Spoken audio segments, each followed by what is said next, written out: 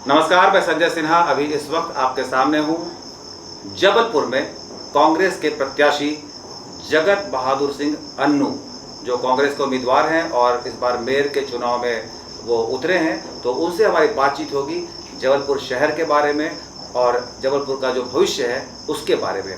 सबसे पहले तो मैं आपको बहुत सारी शुभकामनाएं देना चाहता हूं, बधाई देना चाहता हूं कि आप जैसे यंग और लोकप्रिय व्यक्ति कांग्रेस के टिकट पर मेयर के उम्मीदवार हैं। धन्यवाद जी, थैंक यू सो मच।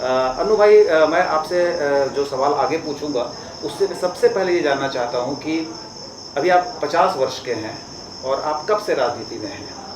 मुझे लगभग 25 वर्ष हो गए हैं राजनीति में आए और 2004 में, मतलब आज से 18 साल पहले मैं पहली बार पार्षद बना था।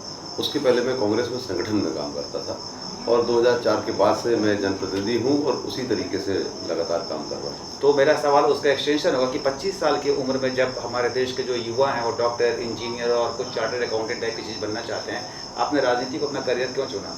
इसलिए कि पारिवारिक जिम्मेदारियाँ थी, बड़ी कम उम्र में पारिवारिक जिम्मेदारियाँ आई।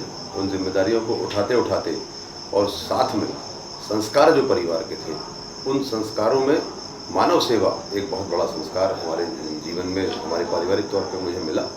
तो साथ में परिवार चलाना बहुत कम उम्र से और उसके साथ सेवा का काम जो था वो करना, और उसमें उस बीच में ये बात समझ में आ जाना कि अगर सेवा आपको बड़े स्तर पर करनी है, लार्ज स्केल पे करनी है, तो राजनीति एक अच्छा माध्यम हो सकता है। इसलिए राजनीति में प्रवेश हुआ और समाज सेवा करने के लिए राजनीति को उसका उपयोग किया गया, उसका प्रयोग हुआ और आज राजनीति में हूँ। बिल्कुल ठीक है, बहुत अच्छा आपने बताया। और बहुत कम उम्र में आप राजनीति में एक्टिव हुए। ज़्यादातर लोग अपनी उम्र के रिटायरमेंट के स्टेज में राजनीति में घुसना चाहते हैं। वो राजनीति को एक विकल्प के रूप में देखते हैं कि रिटायरमेंट के बाद कुछ और समाज सेवा करेंगे। तो आपने अपने उम्र के बहुत शुरुआती दौर में राजनीति में कदम रखा। मेरा आपसे एक सवाल और भी है कि आपने बिल्कुल कार्यकर्ता के लेवल से अपने करियर को शुरू किया, पार्षद चुने गए और अब आप मेयर के लिए उम्मीदवार बने हैं। तो इस सफ़र को आप किस तरह आंकना चाहते हैं? देखिए, मेरी पारिवारिक जो पृष्ठभूमि थी वो ना ही कोई उद्योगपति या उद्योग घराने की थी, ना ही राजनीतिक पृष्ठभूमि की थी। एक सामान्य मिडिल क्लास फैमिली थे हम लोग। उस फैमिली से आगे बढ़े और जब समाज सेवा का काम चालू हुआ और राजनीति के टच में आए, जनप्रतिनिधियों के टच में आए, तो ऐसा लगा कि इसे माध्यम बनाना चाहिए। और चूंकि शुरुआत ही ऐसी हुई थी तो बड़ी ऑब्वियस सी बात थी कि हम लोगों को फाइट करना था। धीरे धीरे बढ़ते गए। मन में कोई ऐसी लालसा नहीं थी, ऐसी कोई बात नहीं थी कि मुझे आगे चल के क्या बनना है और क्या नहीं बनना है। सिर्फ ये दिखता था कि ये राजनीतिक लोग हैं, ये मेरे मित्र हैं, इनके साथ रहने से अगर ये होता है तो हम ये ज़्यादा चीज़ें संग्रहित करते हैं, ये हम ज़्यादा लोगों के पास पहुंचा सकते हैं, बांट सकते हैं, लोगों की मदद कर सकते हैं, लोगों के काम कर सकते हैं। वो देखते देखते करते शनै शनै ये स्थितियाँ बन गई। ये प्लान नहीं थी, ये स्क्रिप्टेड नहीं थी, इसका कोई ब्लूप्रिंट तैयार कभी नहीं था। जो कुछ सामने आया वो वैसा करते गए। हम लोगों ने उसको उस तरीके से जिया है कि काम करते चलना है और जो सामने आता गया है उसमें हम लोग आगे बढ़ते गए। बहुत अच्छा है। आपने जबलपुर में रहते हुए अपने, जबकि पिछले काफ़ी वर्षों से, काफ़ी समय से यहाँ पर भारतीय जनता पार्टी का शासन है पूरे मध्य प्रदेश में, तो आपने किस ऐसी क्या विचारधारा थी आपकी जो आपने कांग्रेस को अपना दल चुना और कांग्रेस को आपने अपना कार्यक्षेत्र माना? देखिए, अगर ईमानदारी से बोलूं तो मेरे मित्र कांग्रेस पार्टी में थे, कांग्रेस की विचारधारा के थे। कांग्रेस से वो बहुत कम उम्र में, 22 वर्ष की उम्र में पार्षद बने थे।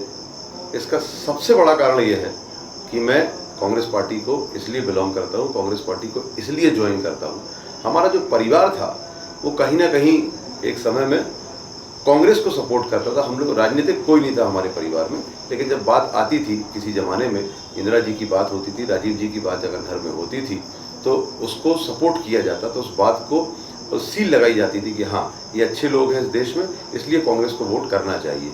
और मुझे ऐसा मौका मिला कि मेरे जो मित्र थे दोनों, वो राजनीतिक और वो दोनों ही कांग्रेस पार्टी से थे, इसलिए मैं भी कांग्रेस पार्टी में एंटर हुआ। कभी आपने राज्य स्तर पर या देश के स्तर पर राजनीति में प्रवेश करने की इच्छा जाहिर की, या आपने जानबूझकर जबलपुर को ही अपना कार्यक्षेत्र चुन लिया कि मैं मेयर बनूंगा, जबलपुर को संवारूंगा? नहीं, पार्षद होने के बाद मैं आपको बताऊं कि जब शहर की स्थितियां देखी, देखिए सबसे बड़ी बात ये थी कि जीवन में शहर प्रेम, मतलब देश तो सर्वोपरि है, राष्ट्र सर्वोपरि होता ही है, लेकिन संस्कार धानी खूब अच्छा रहे, खूब स्वस्थ रहे, खूब बढ़िया रहे, खूब तरक्की करे, इंफ्रास्ट्रक्चर बहुत अच्छा हो, ये दिमाग में बात आती थी। जब कभी किसी दूसरे बड़े शहर में जाते थे और देखते थे कि भोपाल बहुत अच्छा हो गया, इंदौर अच्छा हो गया, नागपुर अच्छा है, रायपुर अच्छा है, और जब जबलपुर की हालात देखते थे तो ऐसा लगता था जबलपुर ठीक क्यों नहीं है। और फिर जब उसको समझा तो ये समझ में आया कि जबलपुर को अगर बढ़िया करना है, महानगर बनाना है, मध्य प्रदेश का नंबर 1 शहर बनाना है, तो उसके लिए सबसे अच्छी स्थान जो है, सबसे बढ़िया स्थान जो है वो नगर निगम है। तो नगर निगम में महापौर बन के आप जो काम सबसे अच्छे से शहर विकास के लिए कर सकते हो, उसके लिए मुझे व्यक्तिगत तौर पे बता रहा हूँ, मुझे कोई और पद समझ में नहीं आया। मुझे ऐसा लगता है कि महापौर बन के मैं सबसे ज़्यादा, सबसे बेहतर तरीके से जबलपुर शहर को महानगर बनाने में योगदान दे सकता हूँ। तो जबलपुर की जो आज दुर्दशा है, जो जबलपुर में जो खराबियां दिखती हैं, जो खामियां दिखती हैं, टूटी सड़कें हैं, खुली नालियां हैं, आप मानते हैं कि मेयर ने काम नहीं किया ठीक से? प्रीवियस में मेयर जो थे, ओवरऑल, चाहे बात मेयर की हो, चाहे मेयर के गवर्नेंस की हो, चाहे उस समय के वहाँ के साथ में जो अधिकारी हों, बेसिकली होता ये है कि मेयर की भूमिका इसलिए बहुत महत्वपूर्ण होती है क्योंकि मेयर गवर्नेंस बहुत अच्छा अगर नगर निगम का करता है तो अधिकारी काम करते हैं।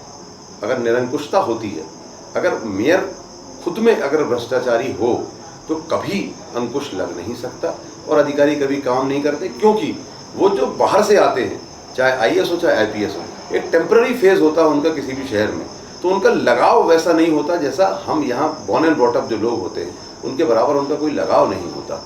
तो वो सिर्फ आते हैं और चले जाते हैं।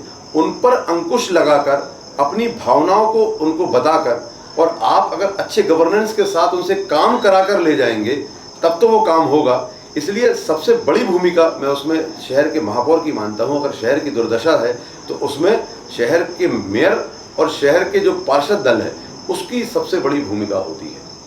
बहुत अच्छा है। मेरा एक सवाल इस संदर्भ में भी जुड़ा हुआ है आपके साथ कि आप जबलपुर के बॉर्न एंड ब्रॉट अप है, जबलपुर में ही आपका जन्म हुआ है या यही है? मैं मुझे भी जाना। तो आपने बचपन से जबलपुर को देखा हुआ है और जबलपुर को आप सजाना और संवारना चाहते हैं। तो जैसे कि आपने बात कही कि आप इंदौर, भोपाल, रायपुर, नागपुर शहर को आपने देखा विकसित होते हुए, बढ़िया होते हुए, तो अगर आप मेयर चुन ली जाते हैं तो आपके एजेंडा में सबसे पहली चीज़ क्या होगी इसके डेवलपमेंट के लिए? सबसे पहला मेरा एक सपना है, ख्वाब है। मैं कई बार रात में सोने के पहले महसूस करता हूँ इस बात को कि मैं मेयर बना और मैं उस कुर्सी पे बैठूंगा तो सबसे पहली जो फाइल होगी वो फाइल होगी महानर्मदा में मिलने वाले गंदे नालों को रोकने की, उन पर ट्रीटमेंट प्लांट लगाने की, वो एसटीपी हो या कोई अन्य प्लांट हो, या हम नालों को मोड़ेंगे, दूसरा रास्ता दिखाएंगे और जो उनमें जाना ही होगा उनमें ट्रीटमेंट प्लांट लगा के साफ पानी महानर्मदा में भेजेंगे। यह सबसे पहला सिग्नेचर होगा मेरा, जो मेरा सपना है, जो मेरा ख्वाब है कि मैं ऐसा करना चाहता हूँ, ऐसा करूँगा मैं। उसके बाद 2 तरीके से शहर के विकास को मैं देखता हूँ। एक, जो हमारी बेसिक नीड्स हैं, हमको सबसे पहले वो पूरी करनी है। पैरेलली हम बेसिक नीड्स को ठीक करेंगे और साथ में प्लानिंग जो हमारी होगी, जो ब्लूप्रिंट होगा हमारा, वो शहर के सौंदर्यीकरण को लेकर होगा। हमारा जो लग्जरी है वो होगा, पर्यावरण को लेकर होगा, पर्यटन को लेकर होगा, फ्लाइओवर्स को लेकर होगा। हम चाहे हरिद्वार के तर्ज पर रिवर फ्रंट बनाएंगे और ऐसी हम कोशिश पूरी है और यह निश्चित तौर पर करेंगे कि जबलपुर शहर में मेट्रो ट्रेन भोपाल से पहले जल्द बन जाए। उसके अलावा हम बाहर आईपीएल देखने अब हमारे यहाँ के यूथ को नहीं भेजेंगे। ये बिल्कुल तय है कि आने वाले समय में 5 वर्ष के अंदर जबलपुर शहर में ही आईपीएल होगा, एक इंटरनेशनल साइज का स्टेडियम यहाँ पर बनेगा। ऐसी बहुत सारी बातें दिमाग में हैं, पर वो 2 फेज पे होंगी, 2 अलग अलग पैरेलल तरीके से चलेंगी। एक बेसिक नीड्स, सफाई व्यवस्था, जल संकट, जल प्लावन, लाइट, और भी ऐसी बहुत सारी चीज़ें हैं जो बेसिक नीड्स आज हमारी पूरी नहीं हो रही, उनको ठीक किया जाएगा, बेहतर से बेहतर किया जाएगा। और दूसरा, सौंदर्यीकरण के पैरेलल काम चलेंगे तो हमारा शहर एक महानगर का लुक लेगा। बहुत सही पॉइंट्स आपने रखे हैं। मैं पिछले काफ़ी वर्षों से जबलपुर आता हूँ, जबलपुर में मेरा घर भी है, तो मैं जबलपुर की जो दुर्दशा देखता हूँ उसमें सबसे ज़्यादा जो चीज़ मुझे कचोटती है वो यहाँ की खुली हुई नालियाँ। और उन नालियों में मैंने देखा है कई एक्सीडेंट होते हुए लोग गिर जाते हैं, कई लोगों की मृत्यु की भी मैंने खबरें सुनी हैं। एक मेरे मित्र के पिताजी की मृत्यु हुई थी, नाली में गिर करके हो गई थी। और सड़कें बहुत ख़राब हालत में, खस्ता हालत में है। सड़क पर पार्किंग की व्यवस्था बहुत ख़राब है। यहाँ के जो डॉक्टर्स वगैरह नर्सिंग होम खोल रहे हैं, वो नर्सिंग होम बहुत बड़ा सा खोल लेते हैं सड़क के किनारे, पर पार्किंग की व्यवस्था नहीं करते। क्या आपके एजेंडा में सारी चीज़ें शामिल हैं? बिल्कुल, डेफिनेटली। आप देखिए, सड़क, नाली, पानी, जल प्लावन, लाइट, ये सारी चीज़ें सबसे पहले दुरुस्त करना जरूरी है। नाली तो हमारी बंद होंगी ही, नाले हमारे इन्होंने जो बंद किए हैं वो नहीं होना चाहिए, तो उस तरीके से नहीं होना चाहिए थे। आज जल प्लावन का सबसे बड़ा कारण है कि जब 1.5 लाख की आबादी में 100 फीट के नाले हुआ करते थे, इन्होंने आज वो नाले 15 फीट के बंद बॉक्स बना दिए और इनके पास सफाई की कोई व्यवस्था नहीं है। या तो आपके पास मशीनरीज होना चाहिए, इक्विपमेंट्स होना चाहिए आपके पास कि आप उनको सफाई भी तो कर सके। आपने बिना प्लानिंग के 100 फीट के नाले को 15 फीट कर दिया। खुशकिस्मती है कि 2-3 इंच एक बार में पानी नहीं गिर रहा है, नहीं तो हमारे शहर को जल प्लावन भी झेलना पड़ेगा। ये चीज़ें हैं जो सबसे पहले ठीक करना होंगी। ये सारी चीज़ें हम लोग इसको सबसे पहले ठीक करेंगे। आपने विदेश गए होंगे, आपने विदेश में कई विकसित देश भी गए होंगे, आपने कई बड़े शहर देखे होंगे। एक विकसित देश का जो शहर होता है, कोई भी मतलब शहर हो, उसमें और एक विकासशील देश जो होता है उसके शहरों में क्या अंतर पाते हैं आप? जो विकसित होता है, मुझे ऐसा समझ में आता है कि वहाँ की जो टेक्नोलॉजी है, वहाँ की जो लाइफस्टाइल लोगों की हो जाती है, वहाँ का जो इंफ्रास्ट्रक्चर है वो बहुत डिफरेंट है। जो विकासशील है उनका इंफ्रास्ट्रक्चर, उनकी स्टाइल ऑफ लाइफ बड़ी डिफरेंट है। सपोज उदाहरण के तौर पे बात करें, आज हम यातायात को कंट्रोल करना चाहते हैं और यातायात कंट्रोल करने के लिए हमको दिमाग में कोई बात आती है तो हमको सिर्फ बात ये आती है कि हम फ्लाईओवर बना दें। फ्लाईओवर एक सोल्यूशन नहीं है। जब एक दुनिया में इंफ्रास्ट्रक्चर का दौर आया था तो उस दौर में लोगों ने एक के ऊपर एक 7 फ्लाईओवर बनाए और यातायात को कंट्रोल किया। लेकिन आज फ्लाईओवर्स के इतने हैवी इन्वेस्टमेंट्स हैं, उसके अलावा बहुत सारे पैरेलल में ऐसी चीज़ें आ गई हैं जिससे आप कंट्रोल कर सकते हो। नो डाउट बॉटल नेक आपको अगर क्लियर करने हैं तो क्लियर करने के लिए आपको फ्लाईओवर्स भी बनाना पड़ेंगे, लेकिन लेफ्ट टर्न के अलावा, पैरेलल रोड्स के अलावा आपके जो नाले हैं उसके लिए आप 2 व्हीलर्स के रोड निकाल लें। ग्रीन का आप बहुत सारे कॉरिडोर्स निकाल सकते हैं, आप मेट्रो निकाल सकते हैं, आप ऊपर ट्रैम चला सकते हैं। ऐसे बहुत सारी चीज़ें हैं जो ट्रैफिक कंट्रोल के लिए कम खर्च पे, फ्लाईओवर से कम खर्च पे आज दुनिया में उसका प्रयोग होने लगा है। यह बहुत बड़ा डिफरेंस है विकासशील देश में और विकसित देश में। टेक्नोलॉजी का बहुत अंतर है, वहाँ के वातावरण का बहुत अंतर है। समग्र विकास या सर्वांगीण विकास जिसको हम कहते हैं वो एक विकसित देश में होता है और जो विकास होता है वो विकासशील देश के अंदर होता है। बहुत सही मुद्दा इन्होंने पकड़ा है। मैं भी इनके मुंह से यही सुनना चाह रहा था कि ये ट्रैफिक की बात करेंगे, क्योंकि कोई भी जो अच्छा शहर होता है, दुनिया में कहीं भी आप जाएंगे तो जो ट्रैफिक का रूल्स और रेगुलेशन होता है वही ये डिसाइड करता है कि ये शहर कितना विकसित है, ये शहर कैसा है। तो आप ट्रैफिक पर कंट्रोल करेंगे, सड़क की बात आपने की, नालियों की बातें आपने की, तो अगर आपको ये मौका मिलता है कि आप 5 साल में सारा कुछ कर पाएंगे? मुझे तो लगता है पिछले 18 वर्षों में लगभग 10,000 करोड़ रुपए की राशि नगर निगम में आई और स्मार्ट सिटी का 900 करोड़ रुपए मिला जो पूरा खर्च हो गया। तो आजकल एक जुमला बहुत प्रचलित है, डबल इंजन की सरकार। तो आप तीसरे इंजन होंगे, मतलब तीसरा इंजन मतलब कि एक बिल्कुल इंडिपेंडेंट इंजन होंगे अगर आप चुने जाते हैं तो, क्योंकि देश में बीजेपी का शासन है, राज्य में बीजेपी का शासन है। तो क्या आपको लगता है कि आपको राज्य सरकार से वो मदद मिलेगी कांग्रेस के महापौर बनने के बाद? एक शहर को विकसित करने के लिए आपको राज्य सरकार की आवश्यकता नहीं होती। किसी भी नगर निगम को एक बराबर पैसा मिलता है, चाहे केंद्र सरकार दे चाहे राज्य सरकार दे। उदाहरण के तौर पे जो चुंगी का पैसा आता है वो जबलपुर को राज्य सरकार से फिक्स आता है। जो टैक्सेस हमारे लोकल हमको हमारे पास आते हैं, जबलपुर में लगभग 200 करोड़ का टैक्सेस आते हैं, तो वो कोई भी मेयर होगा, कोई भी सरकार होगी, वो फिक्स आएगा आपके पास। उसको आप सरलीकरण करके कुछ चीज़ें करके उसको ठीक कर सकते हो, बढ़ा सकते हो। इसके अलावा केंद्र सरकार का पैसा अगर आता है, उन्होंने कहा स्मार्ट सिटी का पैसा हम पूरे देश में देंगे, तो उसका पैरामीटर सबसे बड़ा ये है कि उसकी आबादी 10 लाख से अगर ऊपर है तो वो पैसा आपके शहर में आएगा ही आएगा, उसमें आपको कुछ करने की आवश्यकता नहीं है। जवाहरलाल नेहरू अर्बन मिशन का पैसा अगर आपके शहर में आना है तो वो पैसा आने के लिए मापदंड जो है वो 10 लाख की आबादी है, तो आपका पैसा आपको रोकना नहीं है। जो दूसरे शहरों को पैसा मिलना है, दूसरे प्रदेशों में पैसा मिलना है, वो आपको शहर को भी मिलना है।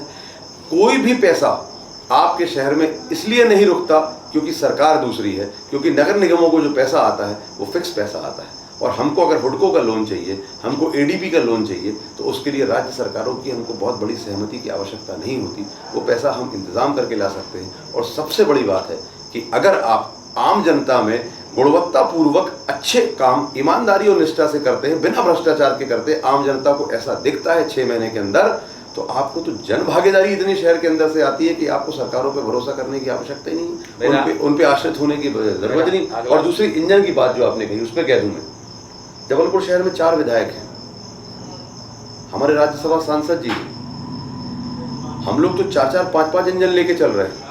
और आपको बता दूं, आपको फंड तो वहां से नहीं जनरेट होगा ना, फंड होगा, फंड जनरेट होगा। राज्यसभा सांसद जी का फंड है, 4-4 फंड तो बहुत लिमिटेड फंड है, 4-4 विधायकों का फंड है, उनके विधायक के फंड भी आपको राज्य सरकार से और प्रयास करने पर। अभी मैंने कहीं पे इंटरव्यू कहीं पर सुन रहा था मुख्यमंत्री जी का कि अगर बीजेपी के मेयर नहीं होंगे तो विकास नहीं हो पाएगा, तो उसको किस तरह से बात है? नहीं, इसको करेक्ट करके बताइए आप। उन्होंने ऐसा कहा कि बीजेपी का चुनेंगे, अगर तो बीजेपी का नहीं चुनेंगे तो आप शिलान्यास करने के लिए मोहताज हो जाएंगे। हाँ, बिल्कुल ठीक है। ये स्टेटमेंट एक जिम्मेदार प्रदेश का, जिम्मेदार मुख्यमंत्री का कभी नहीं हो सकता।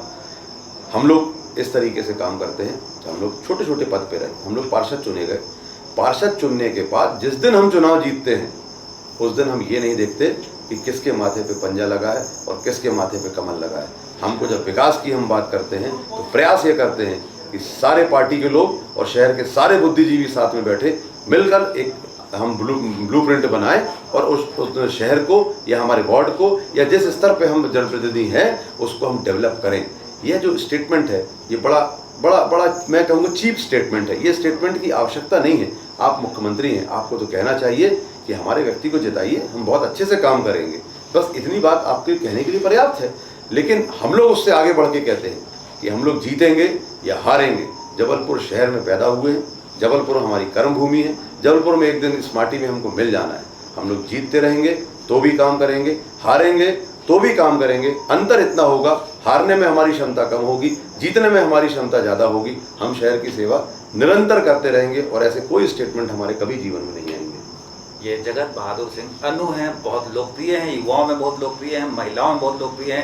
पिछले 7-8 वर्षों से मैं ही लगातार इनको देख रहा हूँ और मैंने कई लोगों से बातचीत भी की है इनके संदर्भ में और बहुत पॉजिटिव लोगों के विचार इनके बारे में। इनकी एक खासियत की चर्चा मैं इनके मुंह से ही सुनना चाहता हूँ।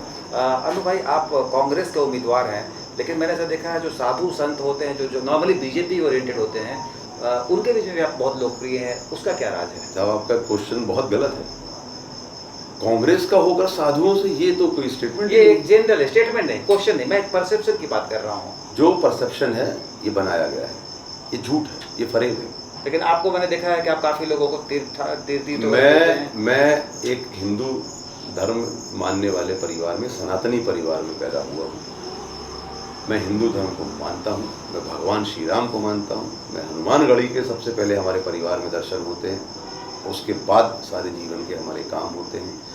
हम लोग हिंदू धर्म को मानते हैं, जय श्री राम बहुत जोर से बोलते हैं, हनुमान जी को मानते हैं, सारे हमारे जो देवी देवता हैं उनको मानते हैं। लेकिन हम ये नहीं कहते कि आप इसको मानिए, इसको मानिए, या इसको मानिए या इसको नहीं मानिए, या किसी पार्टी के मतलब हम लोग धर्म जाति की बात नहीं करते। बचपन से जब मैं स्कूल में था मुझे कभी याद नहीं था, ये तो हम लोगों को बड़े हो गए तब सिखा दिया गया।